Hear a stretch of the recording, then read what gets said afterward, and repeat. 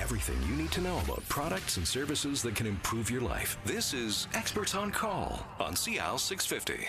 And welcome back to the program. Sterling Fox joined in studio by Jack McIver of McIver's Appliances in Vancouver at 610 Southeast Marine Drive and online at mcivers.biz. We've been talking about Jack's 50 years in business at McIver's, which originally started out in Kits, right? Was it West 4th Avenue, and then it went to 6th Avenue, and then eventually down to Marine Drive, and just on your second location on Marine Drive now. That's right. Over 50 years. Yes. And here's what happens when you've been in business satisfying Vancouver customers for that long. You bring, Jack brought this rather large file of testimonial letters and such with him today, and I had a chance to look through a few of them and decided I wanted to include, and thank you for letting me do this. Here's one that's from Penelope in Vancouver who says, "Dear Mr. McIver, recently I purchased a Hibbs washer and dryer. I'm very pleased with the results of my wash. They're quick, efficient in cleaning. Previously, we had purchased a Maytag Centennial washer and dryer that were most unsatisfactory. There was no agitator in the washer, so the clothes were not cleaned properly, especially with low water levels. The most annoying thing was the lock mechanism, so you couldn't put last-minute wash in or take out clothes early. The washer had no delicate spin, so everything came out in a wrinkled mess. The tubs were plastic and very light. The wash was very long, and you couldn't tell what part of the cycle it was at." And this is the new stuff, right? This is a whiz-bang new stuff. Altogether, we paid a lot for the Maytag, and they proved unworthy of it. So she went back to McIver's and bought the new Hibbs washer and dryer. And it's interesting, though, Jack, because this is the kind of messaging you and I have been talking about now for the better part of a year here on CIL 650. The fact that this brings us back to something because Penelope talks about this washer and dryer, this Maytag model that was, on her words, most unsatisfactory. I suspect that particular pair was made post-1990.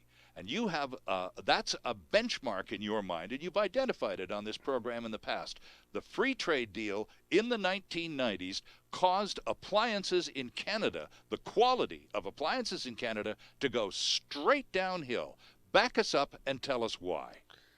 Well, it's because the standard to make the appliances in Canada was too high for the new morals. The new morals were, it doesn't matter about whether they wash properly or spin properly or last long. We can make a lot more money selling a lot more of them. And that's what the whole thing's all about. It's the greedy bunch from the United States.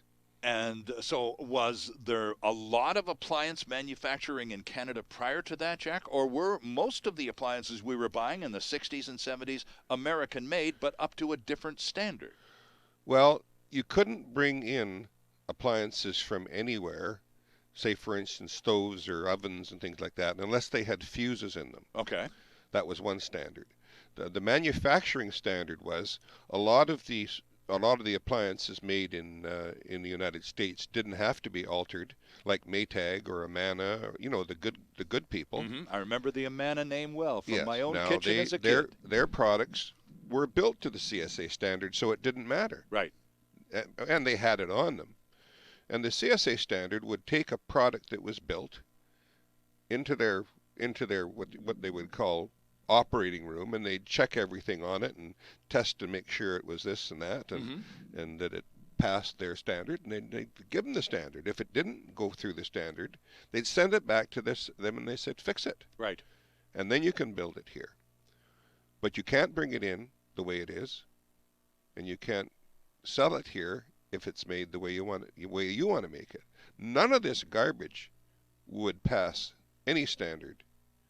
It'd be 10% of what the old one was. So this is all about the free trade pact with the United States that caused the erosion of these standards. And a Canadian did it. It wasn't an American that did it. It was a probably paid for Canadian. Called lobbying, you know. Oh, of course, and rather well paid for Canadian, I'm sure. Yes, yes. So we can thank him and his gang for taking care of that for us. So anything that predates the free trade agreement is likely, just because of its manufacturing date, just as a general statement, it's likely to be a more reliable product than something made last week. And do a better job of it. That's pretty amazing, you know. You're talking the 90s. Free trade arrangement's been around for a while, Jack. Yes. And nothing's improved since those It's standards, since the bar was dropped. It's all been slowly unimproved. Right, Yeah. right. And now you know, the lady didn't like her lock on her lid. Mm-hmm. You know why that lock's there? It's there because they've removed the brake that stops the tub. So you can pop something in late or pull something out early. Well, the standard still in Canada is you have to have a brake on the machine. Right. If you open the door. If you open it. Right. So they either make a lock that can't, so you can't open it when it's spinning, or they have to put a brake. Or you have a brake. Right. They prefer to use this system and just train the customers by only supplying them that way.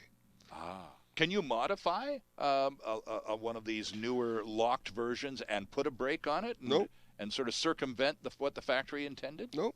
And any more than you can put as many pads on the spin clutches so that they don't wear out prematurely. They removed three of the 6. So now when you get your Whirlpool or Kenmore machine, it's sometimes, if you're using it heavy, in a year and a half, they won't spin fast enough anymore. Okay. And that's actually removing a part to make it wear out faster. And once it gets to the point where it can't do what it was supposed to do originally, is it then repairable, Jack, or is it done? Well, you see that you can, if you go with the model number of that washing machine to the parts place, the number will just give you another 3-pad clutch. Oh, I see. But if you come to McIver's, we still have the 6-pad because it is available under a different number, but they don't want you to do that. They don't want that to happen. But as you just said in our last segment, we do have a fair amount of people who call us up for service calls, even though they didn't buy their appliances at our store originally, because I suspect, Jack, they know that when they get you out to their place, you're going to take a good long look at and get it fixed, get the job done. Well, with these clutches, it's a disgusting situation where we have all this hype about energy saving. Yes. And we have the Whirlpool company removing these 3 pads so they wear out faster and slow down and makes the dryer take longer. Right, and burn more energy. Yeah, and it makes the washing machine distasteful because it's not performing properly. Well, we need to take a break, but let me just finish this thought before we do. And that's, you walk into any appliance showroom anywhere in Canada, and the first thing that the young sales rep is going to do is point out where you're interested, what kind of appliance you're interested in, and you go to that part of the store, and everything is about energy efficiency. You buy this model, and it'll only cost you this much per year, and they've really, and it costs next to nothing to run. And I mean, how much, you called it hype, how much of it is real, and how much of that energy efficient business really is just marketeering and hype? It's done to increase sales. Right. This idea that appliances can be energy efficient when they're actually making them so they won't, isn't that dishonest? Seems to be talking out of both sides of your face at the same time. I think now, that's just me. I'm not an appliance expert. I think that properly run appliances need, for instance, fridges and freezers need bigger compressors in them than they put in. Right. Excuse me. So that's what happens with that is that the compressors in the fridges now burn out in 4 or 5 years. Right. Because they're never shutting off. And this, friends, is why you won't find any of those models at McIver's at 610 Southeast Marine Drive. Point of fact, Jack will not have them in his store. Plain and simple. We're back with more on Experts on Call with Jack McIver of McIver's Appliances right after this quick timeout on CIL 650. There's still more ahead with Experts on Call on CIL 650.